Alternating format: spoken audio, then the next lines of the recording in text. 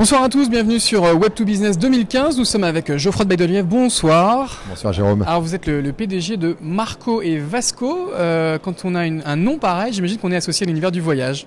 Tout à fait. Marco et Vasco pour Marco Polo et Vasco de Gama, donc les ancêtres du voyage sur mesure. Ça, les grands navigateurs. Voilà, exactement, explorateurs, navigateurs. Et donc votre activité, c'est faire du voyage sur mesure? Ouais, nous sommes spécialistes de voyage sur mesure, donc notre activité c'est de créer et concevoir des voyages qui sont vraiment adaptés au goût du client et voilà, et puis de leur apprendre à découvrir le monde autrement que dans les lieux traditionnels, mais vraiment sortir des sentiers battus. Beaucoup de clients, gros chiffre d'affaires?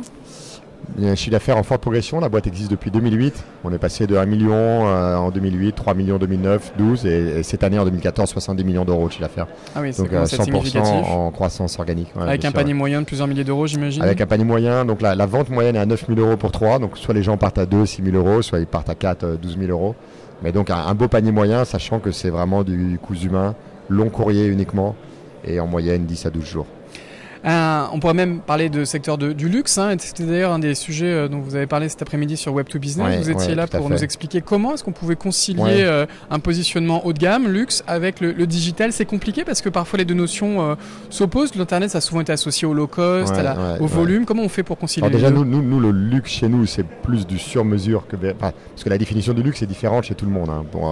Pour des clients, ça va être un Hyatt, un hôtel Hyatt 5 étoiles. Et puis pour d'autres, ça va être le petit boutique hôtel avec 5 lits perdus au milieu de la concession française de Shanghai. Donc déjà, nous, on va vraiment parler de sur-mesure. Et après, effectivement, c'est comment concilier le sur-mesure qui, par définition, fait référence à l'artisanal, à du coût humain, avec le web, où on va parler d'automatisation, de processus, d'industrie, genre de choses. Et voilà, alors justement, comment vous arrivez à concilier ces deux notions? Nous, en fait, il y a deux choses. Déjà, on se sert du web comme un canal d'acquisition client. Donc les clients nous trouvent sur Internet.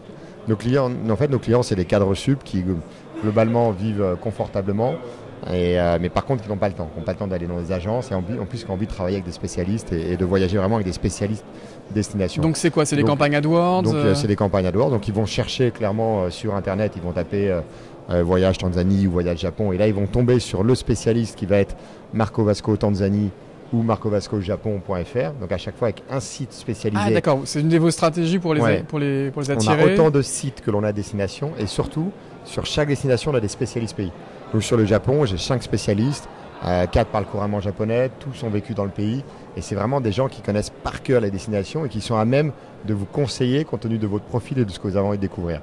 Donc nous, on se sert du web comme un canal d'acquisition pour trouver nos clients, mais après, derrière, c'est quelque part, on revient à un canal classique qui est celui du conseil tout simplement et de la personnalisation et de la découverte des besoins du client. Oui, il y a une véritable expertise terrain. Ouais, hyper importante. Et après, on rebascule sur le online. Donc les Américains ont appelé ce modèle économique le ROPO, le Research Online, Purchase Offline.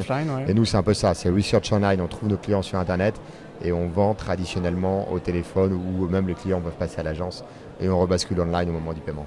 Il y a, j'imagine, tout de même une relation client qui s'appuie sur les nouveaux outils numériques. Comment vous entretenez énormément. Alors, on se sert du online pour recruter, mais on se sert également, on peut parler du big data, ou en tout cas au sens plus large, de la collecte de données pour véritablement personnaliser l'offre. Et derrière, l'objectif, c'est demain même d'être capable de faire du prédictif. On sait, par exemple, nous, qu'on a des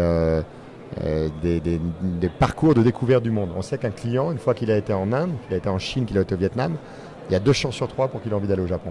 C'est assez étonnant, mais ça, vraiment ça se retrouve. Le Japon, un peu comme les algorithmes prédictifs d'Amazon, vous appliquez la même chose au tourisme. Ouais, en fait, on sait que le Japon, c'est un des derniers pays que l'on va visiter quand on a déjà bien baroudé. Donc évidemment, quand vous proposez ce type de voyage, vous avez de fortes chances de transformer.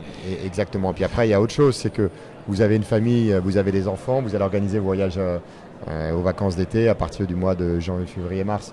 Inversement, vous êtes retraité, vous n'allez pas voyager en même temps que tout le monde. Donc là, de nouveau, on va se servir de la donnée pour être capable de toucher le client au bon moment. Une dernière question, s'il y avait une erreur à ne pas commettre quand on est dans le secteur du luxe et qu'on veut réussir sa stratégie digitale, ce serait quoi? Nous, en tout cas, dans le domaine du voyage, de la spécialiste du voyage sur mesure, c'est d'essayer de tout faire online.